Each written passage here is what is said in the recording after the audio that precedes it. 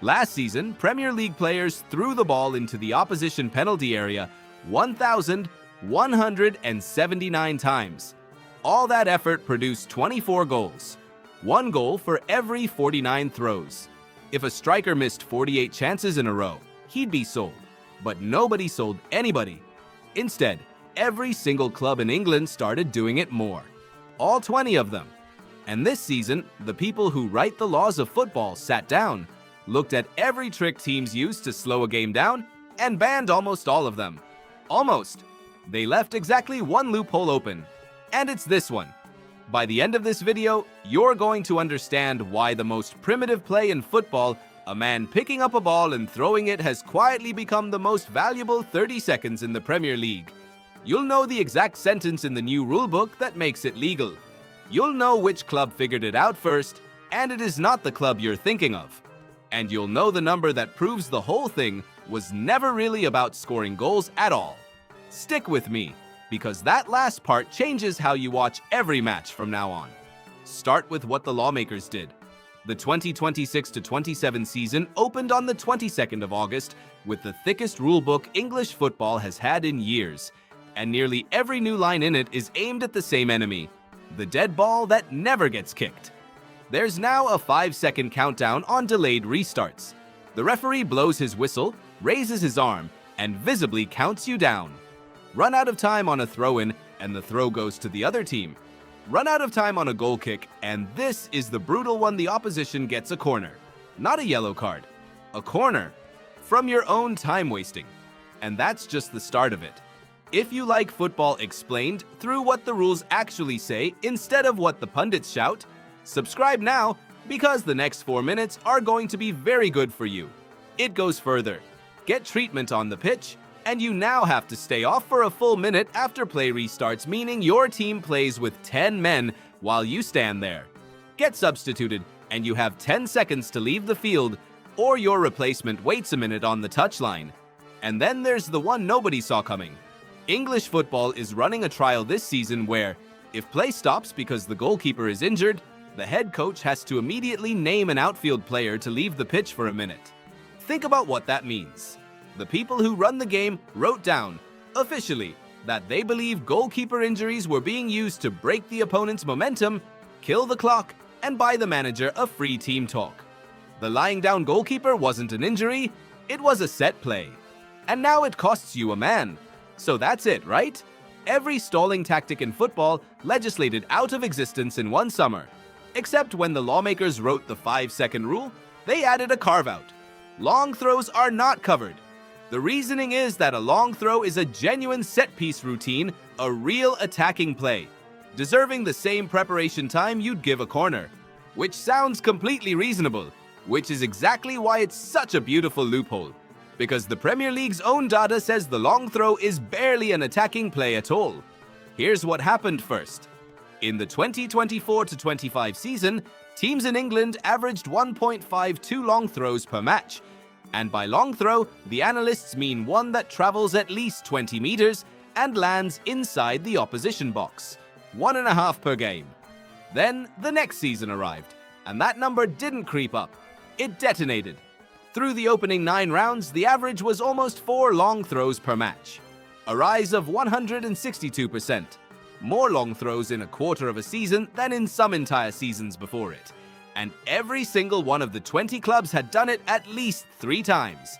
There was no holdout. No purist club refusing on principle. All 20. So who lit the fuse?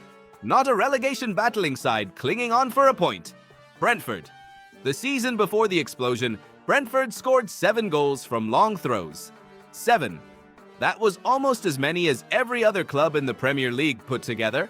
And when one club finds 7 free goals lying on the touchline, 19 sporting directors have the same thought at the same time.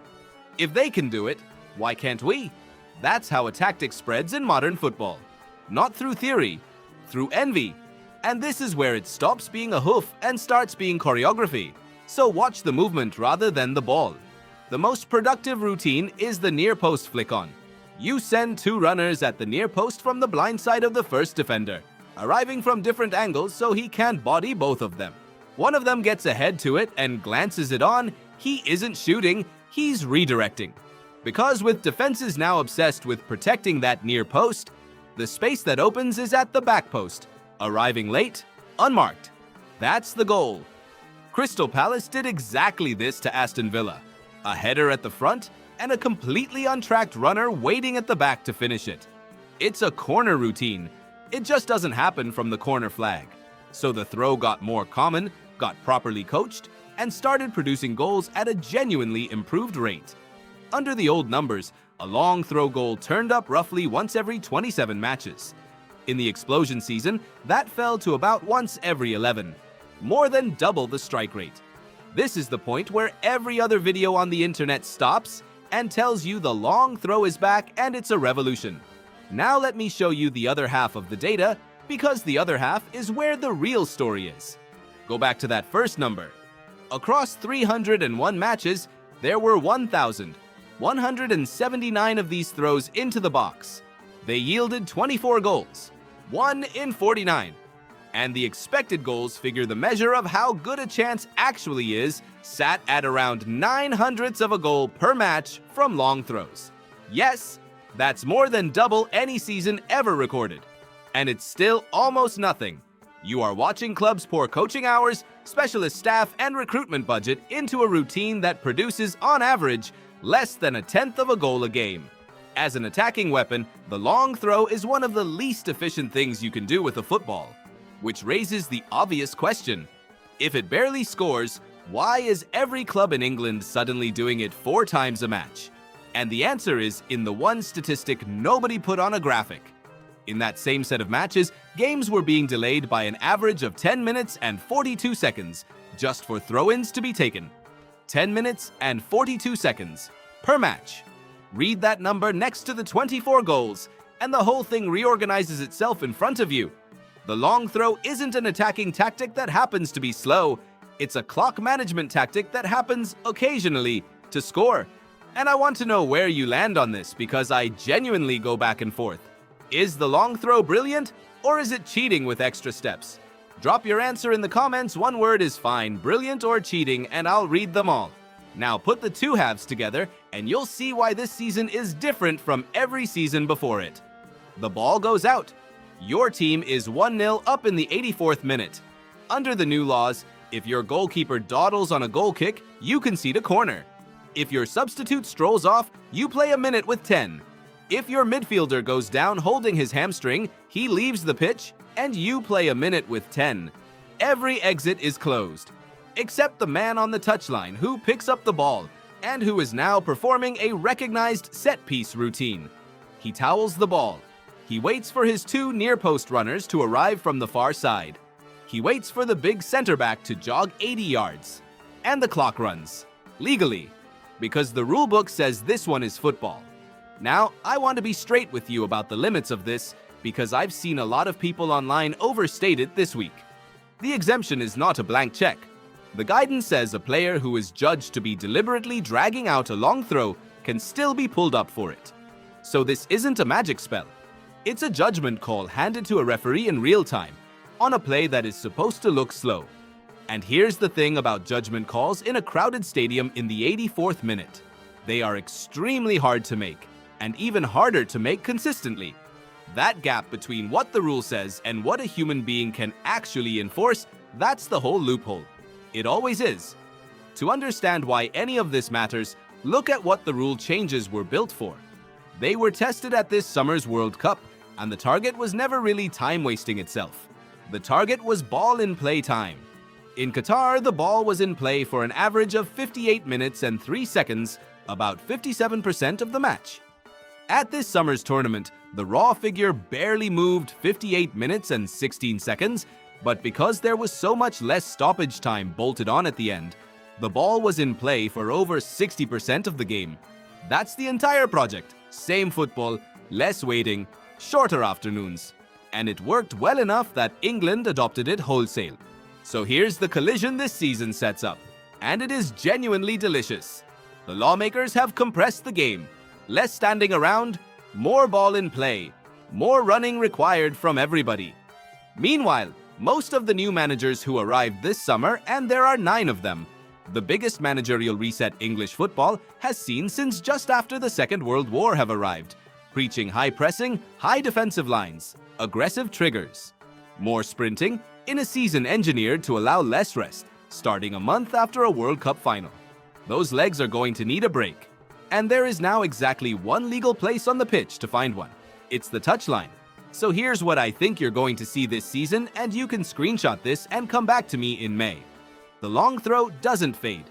It goes up again, not because clubs suddenly believe in throw-in goals, but because it's the last legal pause button in the game, and every closed door pushes more traffic through the one that's still open. Watch for it in the last 15 minutes of tight matches. Watch which player suddenly becomes the designated thrower when his team is protecting a lead. Watch the center back start his walk before the ball has even gone out. You will not be able to unsee it. And watch what happens to the clubs on the wrong end of it. Because there's a defensive puzzle here nobody has solved yet. The whole point of the near post flick is that it beats zonal marking. So you go man-to-man in your own box, and now you've got 8 tall men grappling in a 6-yard area in a season where referees have been specifically instructed to crack down on holding at set pieces, and where there's a new trial letting the video referee look at attacking fouls committed before a set piece is even taken. Defend it badly and you concede. Defend it aggressively and you concede a penalty. That's not a tactic anymore. That's a trap. Step back far enough and this stops being about throw-ins entirely. This is what happens every single time football writes a rule. Someone reads it more carefully than the person who wrote it. The back pass rule was meant to stop time wasting, and it created the modern ball-playing goalkeeper. Offside was meant to stop goal hanging, and it produced the high line. The rulebook isn't a fence around the sport, it's the raw material. Every law is an instruction, and somewhere in England there is an analyst reading that instruction looking for the sentence that wasn't finished properly. This season, the unfinished sentence is about throw-ins.